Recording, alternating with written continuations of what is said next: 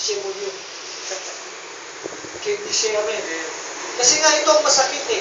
May mga, hindi wala naman dito. Pero wag naman sanang dumating ang punto na yun. Na may nakikita akong mga membro sa church kung ganun na lang pagalitan ng pastor nila. Oh, meron ako nakita.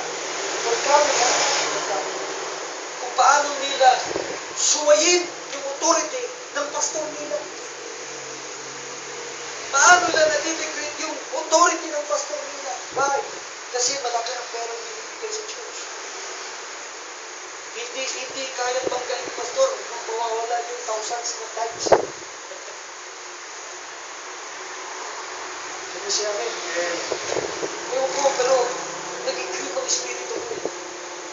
Kasi ayoko dumating ang punto kung meron bang lumabas ganyan sa church, sa mga manino, sa church natin, sa kawan na ito, mabuti pag lumayas ka, dala yung thousands na. Kaya ako, bubuhayin pa rin ako ng Lord. That's why, amen. Amen? I serve my Lord. God knows. God, I know that God, sabi niya, He's God. I am the God that supply all your needs. Supply all your needs. Yan sabi ng Bible. Sa book of Philippians, that I will supply all your needs. Pero susupply ng Lord, kailangan gumawa ka ng apa. Pag nandun ka na sa isang posisyon at wala ka ng mga gawa, makikita mo ang kamay ng Diyos nandyan. Yes, God. He put you in the wilderness, but hindi ka iniwan ng Diyos sa wilderness. Amen. Tandaan mo yan. Dinala ka niya doon sa wilderness, pero I don't believe na iniwan ka niya doon. Amen. Tama? Amen. Hindi ka niya iniwan. Ando ng temptation. Kaya sabi ni Pedro, magala ka in manifold temptation, that the trial of your faith. Ano bang sinusukat? Yung pananampalataya mo. Yung paniniwala mo, yung katatagan mo sa pagtitiwala mo sa mensahe. Are you with me? Amen. Kasi mga kapatid, ito, walang paligoy-ligoy, walang pa-intro-intro. Kailangan din makita ng tao sa pananampalatayang ito kung ano ka o sino ka. Kasi mga kapatid, kapag nagtiwala ka na sa sarili mo, delikado na. Alright? Alam mo yung meron dito? The lust of the eyes. Pinakita yun. Amen? Amen. Nangarap akong bagong sasakyan. Ang totoo yan. Kasi, sa isang ministry ng isang pastor, talagang kailangan ko. Sinabihan ako ng kaibigan ko, sabi ng kotse, gusto mo? Meron na yung promo kotse. Ano ko ba yun? Kami, 6 kami sa bahay. Nadagdag pa yung isang anak ko. Pang 7. Kung nagka-Gabriel pa si Miko, pang 8. Dami-dami. Kaya. Diba? Yes. Diba, kung 3 lang kami, okay, pwede niya. Ang dami namin. Idagdag mo pa ang pamilya sa spiritual. Ang dami. Kaya sabi sa Lord. Praise the Lord. Hindi kaya yan. Malit yan. Sige, ayaw mo. Sabi ko, sino bang aayaw dyan? Naalog mo. Gusto, syempre, pero maliit eh. Hanap muna tayo ng medyo malaki. Hindi siya amen. Ito yung bagay na, pero hindi yung ibig kong sabihin that you have to after it. Yung ina-after mo na siya, isasakripisyo mo ang gawain, hindi ka natin sa gawain, para lang sa bagay na ito, yun ang delikado. The lust of the flesh, pinakita ng Diablo yan. Kaya bago nangyari sa atin ang mga bagay na ito, mga kapatid, nakita na ng Panginoon, nangyari na yan sa Panginoon. Amen. But the Lord said, sabi ni Satan, they will take it into the exceeding high mountain and show it all the kingdom of the world and the glory of the reign, and said unto them, all these things will I give thee, if thou wilt fall down and worship me. Bishop, bagay ko mo. Bishop, worship me. May nagtanong sa akin, Pastor, di ba hindi pwedeng maglingkod sa dalawang master? You cannot serve 2 masters, God and the mammons. Sabi ko, alam mo ba yung mammons, God?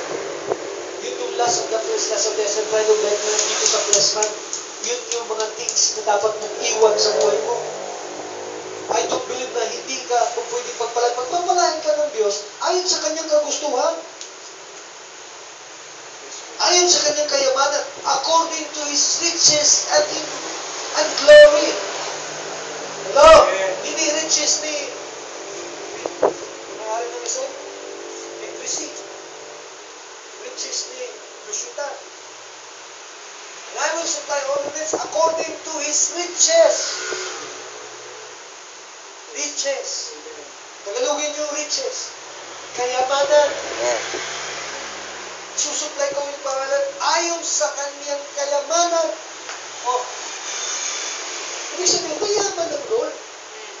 Kaya lang, yan ang tanong natin. Kaya na tinatanong ko, is there something wrong with me, Lord? Bakit hindi mo pa binibigay?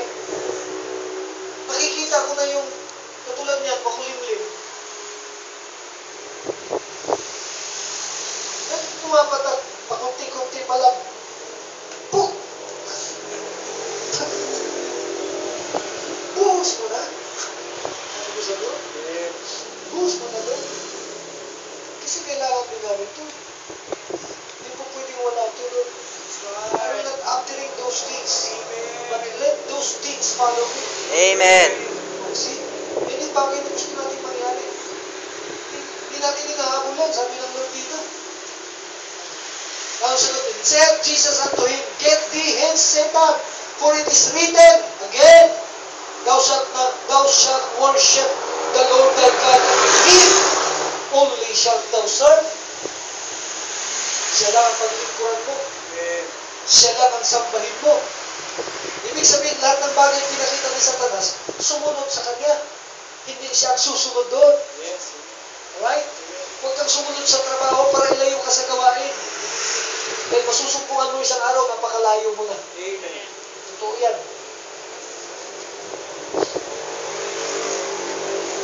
Amen. Maganda yung sumakay ka sa isang mas maganang sasakyan na galing sa Lord. Amen. Amen. Sumakay ka sa napakagandang sasakyan. Praise God. At sasabihin mo, Lord, this is a gift from you. Hindi yung pagsakay mo, ang galing ko talaga. Dahil sa kagalingan ko, nasaan na ngayon? Hello? Nakuha niyo? Kaya nga sabi ko, the temptation of the flesh man, ito naman ang tinitempt kasi. Hindi naman yung word man. Kaya kung makita mo, sinundan ninyo ako, the temptation of the flesh man, tinitempt pa rin tayo, just like Jesus.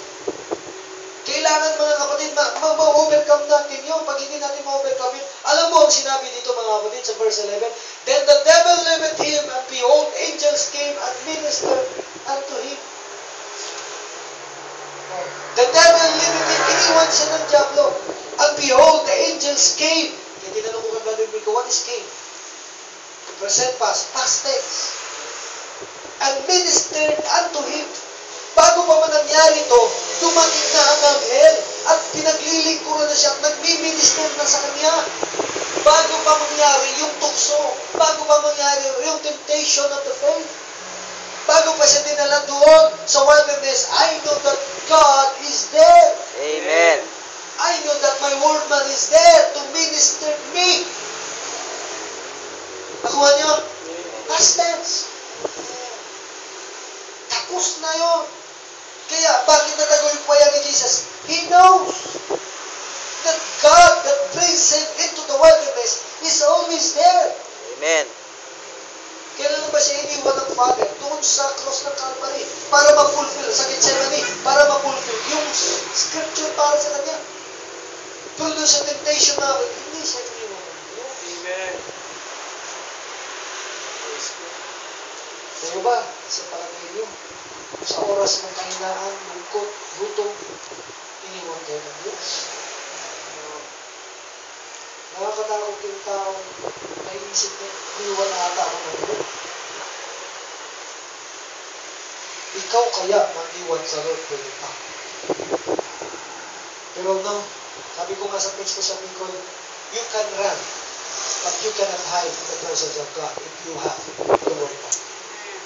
Oh, pwede kang tumakbo, but you cannot hide. Hindi ka pwede magtago. Bakit? Bakit saan ka? Sabi niya sa Mr. David, papanig ako doon sa pinakamataas sa iyong kaharian, sa iyong the Most High. The word there, in Psalms 139. Pupunta ako sa kalaliman ng dagat, nandun ka. When I lay my bed in hell, nandun ka.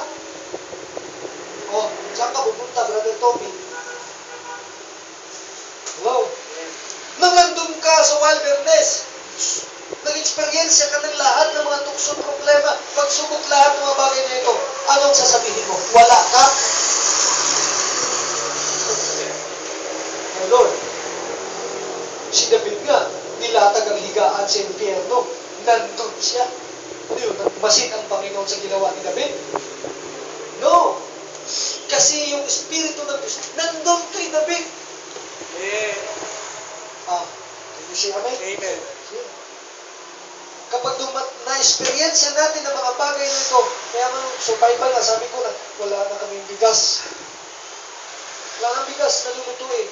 Ang unang mga problema, ang tatay. Hindi naman yung nanay, pangalawa yung nanay. Pagdaldala yung nanay, pero ang unang magdadala ng krus at magpapasad, ang tatay. Totoo yun. Ano gagawin ko? Wala nang bigas. Bukas ko doon sa mga lahat ng alakansya ko, lahat ng mga bag ko, wala na talaga ako makita kahit 5 piso. Yung asawa ko, ano bang mangyayari sa atin ito? Sabi sa akin, hanggang kailan tayo ganito? Hanggang kailan? Sabi ng Lord, kung gumawa kang sulat, nangutang ako. Kimi, dali ko doon. Mag-pray ako sa Lord, Lord, magtala sa amin, dahil kutok na ka eh. Pero sana, dahil pag wala yun, talagang magpa-fasting tayo force nito. Kasi yung fasting natin every Wednesday, hindi na nagaganap ata, hindi na nangyayari, ano? Restore natin mga kapatid. Gawin natin uli. Yung mga schedule nyo, kung ano kayo, pang umaga pa kayo, pang gabi pa kayo, pang hapon pa kayo. Tuloy natin mga kapatid. Lista ko yan. Iyan natin sa bulletin natin yan. Yung mga pang umaga, dapat huwag kumain ng umaga hanggang tanghali. Kumain kayo ng alas 12.